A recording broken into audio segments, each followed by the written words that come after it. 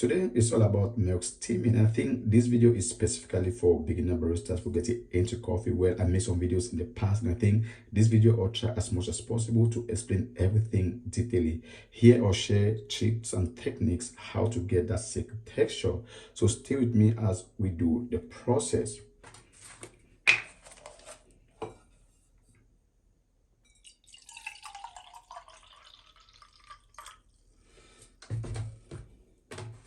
So the very first thing you need to really understand when steaming your milk, it is the level or the position where you have to put your milk. Based on the coffee industry, below the spout here is the guide. Because when you steam milk, we do two things. Number one, we introduce air, it means we do air injection, and then we integrate air, it means we mix the milk, right? So if the milk is above the spout here, we have high chances that the milk will spill out, because if we introduce the air, the volume will increase. So it's important to always keep in mind that this is the best position. Now, for professional barista or somebody already into the coffee industry, if the milk is here, you can manage. But for my recommendation, I always recommend for beginner baristas, always put your milk just below the spout right here, as you can see. The next thing it is to purge your steam one. It's important because when steam cools, the water goes back to the machine. Now, we purge the steam one, number one, to have clearance, to remove any condensation that was built in the one. For example, let's see.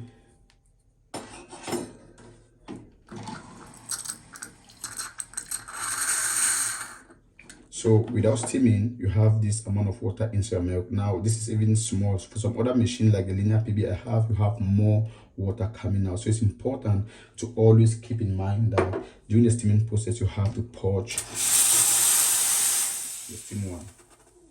Again, another thing, when you steam your milk, always make sure that your milk should always be inside the chiller. The colder your milk is, the more time you have to do the process. Even if you make some mistakes along the line, you can easily adjust it. But if your milk is not that cold properly, you have some issues as well. But trust me, you always have that texture. So if you purge your steam one, the next thing it is to position the steam one inside the pitcher. Make sure that the steam one should lie inside the spout, just like that. At the center of the pitcher, just like this. This is the center, right? This is the center. Then the steam one should go. Then the steam one should be just barely below the surface of the milk, just like 1 centi, just like that. You see, just like that.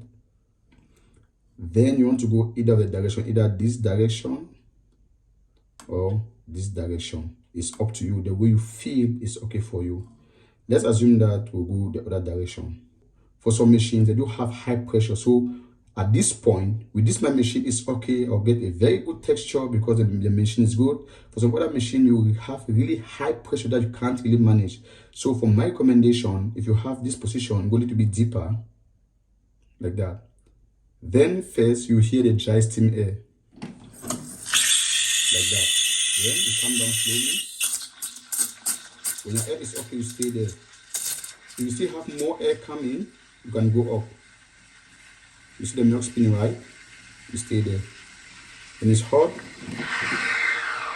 always allow it to cool down. Then you remove it. You clean your steam one. You give it a small purge right there. Then you can heat just one time to remove any bubbles.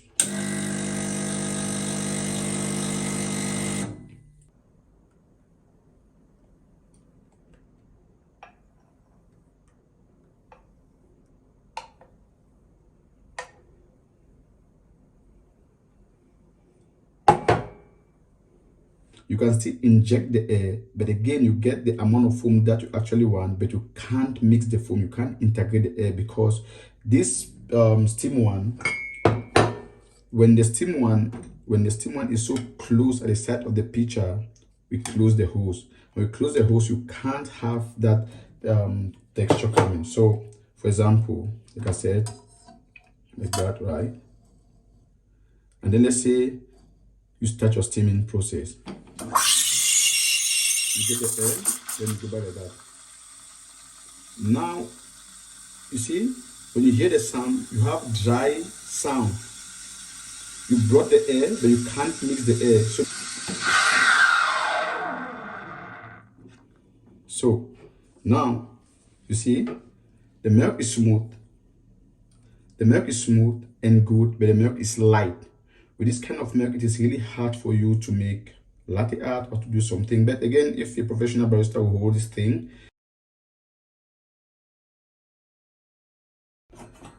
actually the milk is light. But let's see. You see? You see? See the problem? Because the milk is light. So it's important to understand that when you inject the air, you need to position your hand properly to get that silky texture. Again, when you do the steaming process, keep in mind that if you position your steam one inside your milk and then you expose the steam one too much, just like this, like I said before, just barely below the surface of the milk, and then you expose too much, just like this, you see, the more you expose, the more you have more bubbles coming, having a lot of bubbles. Because when you steam the milk, when you bring your hand down, you expose the hose, because this machine produces high dry steam air, just like this. So when you come down slowly, you expose the hose, and when you go down, you close the hose. When you come, you expose the hose, you get more bubbles, more foam. When you go, less bubbles, dry air. So keep in mind that. Now, during the steaming as well, if you put your steam one, because some people put the steam one at the center because they don't really understand the exact position where to put the steam one. Okay, you put the steam one at the center. You see the milk boiling like this. You see? You see? Then at the end, you start to play with your hand. You start to go like that. You see? So it's a problem already. Actually, my machine is really nice when it comes to milk steaming. It is easy for me to figure it out, but I try to do this so you can really understand, because some machines, they have really high pressure, trust me. Because most of the time when you steam the milk, when you inject the air, quickly you go up, which is not good. For example, okay, I place it, good position, everything is perfect, it's good. Okay, then I start the process. I have my air, then I go up like that. You see? Now I brought the air, but I can't mix the air properly. So at the end, I have bad milk steaming. So you get the point? So I brought the air, which is absolutely fine, if you notice, but I don't have the opportunity to mix the air properly. So when it comes to milk steaming, there are a lot of things you need to consider. Texture-wise, temperature, and everything. So the next thing you need to keep in mind, it is the thermometer. So when you see the thermometer, it's important because the red area, it means the milk is bad. It means you overheat the milk, right? So this area, it is okay, right? Around 55 to 65 degrees. Once you see professional baristas, they steam the milk, they always hold the pitcher just like that. And yeah, this is just like based on experience, because you use the thermometer until a point where you already understand exactly the position, the time where you need to stop the steaming process. But this one based on experience. So I'll walk you through how to use this when you steam your milk. So first you put the milk just below the spout there. Like I said before, it's important. You take your temperature reader, you place it there, anywhere inside the milk. You push your steam on. So when I see the temperature around 45 degrees, I will stop. Place it there. Let me put this way. Let me put it this way, like that. Okay. At the center of the pitcher, just barely below. Go again. Follow up, please, guys. Then first, I'll start to get the safe sound, which is that dry steam air. Then I come down slowly. I get my air. It's okay for me. I stay there. I listen. More air coming. No. If I get more air, I'll go up. So now, let's stop.